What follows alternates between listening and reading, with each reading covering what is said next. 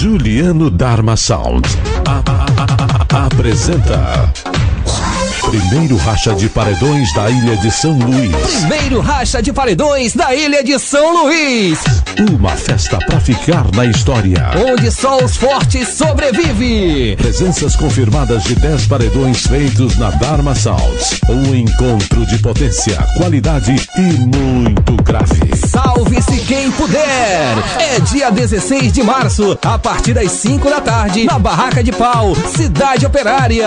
Primeiro lote de ingressos antecipados, só R$5. E na promoção tem 3 cervejas por R$10. É isso mesmo, 3 cervejas por R$10. Primeiro racha de paredões da Ilha de São Luís. A sabugada vai ser doida. Segura a pressão. É dia 16 de março, a partir das 5 da tarde, na Barraca de Pau, Cidade Operária. Essa festa você não pode perder. Carretinha, bebezão, pancadão.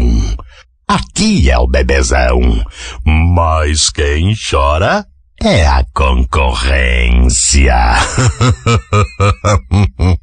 Paredão VIP, o VIP do som automotivo. Paredão Pé de Pano e DJ Jonathan Soares, fazendo a festa pra você. Paredão do Patrão, o patrãozinho da ilha. Paredão Extreme, estremecendo tudo. Nova Gran Cell 2013. 16 alto-falantes Ultravox.